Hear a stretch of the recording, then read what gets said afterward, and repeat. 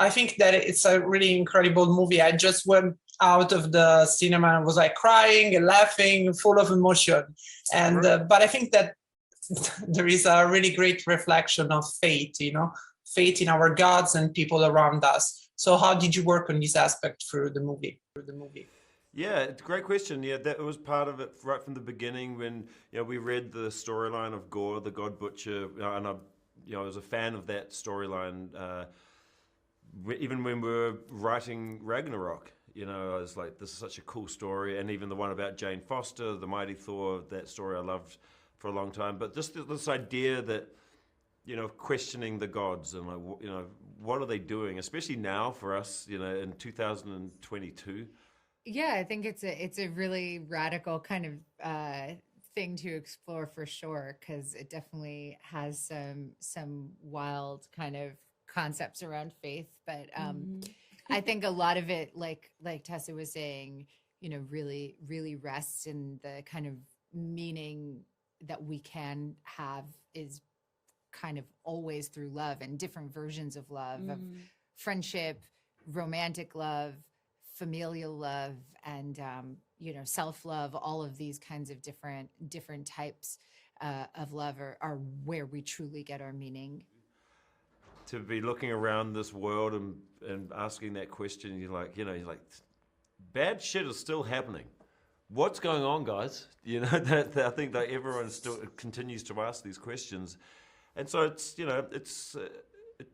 I think it's a very appropriate theme to be dealing with, especially even after 2 years of being stuck at home, with people lost a lot of loved ones, and it was a very dark time for humans.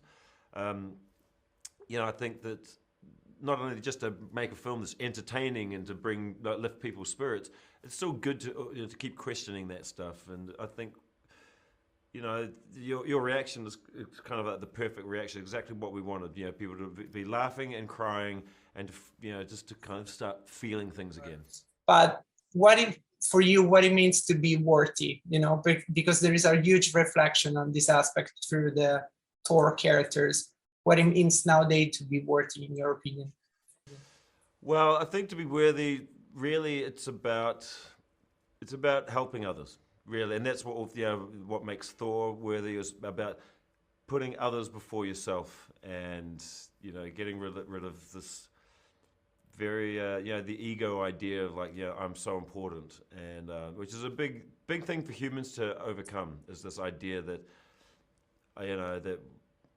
And I talk about this a lot with people who who want to be filmmakers or want to be artists, and they want to be remembered, or they think that the most important thing is that we're going to be remembered. None of us will be remembered in 200 years. None of us are going to be remembered in 80 years, apart from a couple of people in our families. They write books about some people, but no one knows the name of the guy who directed Casablanca. It's always on the top 10 list. I don't know his name.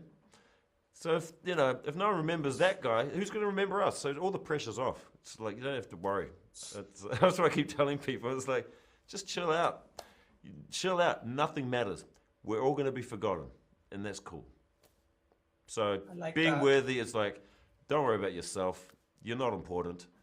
Just help others. The fact that no one can be saved by themselves. How much your two characters actually reflects on this aspect, in your opinion? I'm just gonna together. One thing I really like that the film sort of says or talks about or explores is the transformative power of love, and how we can be saved by it, by the spirit of it. And I think that extends to a lot of the characters in this. And that's something that I think is really, important to remember in all times, but particularly now.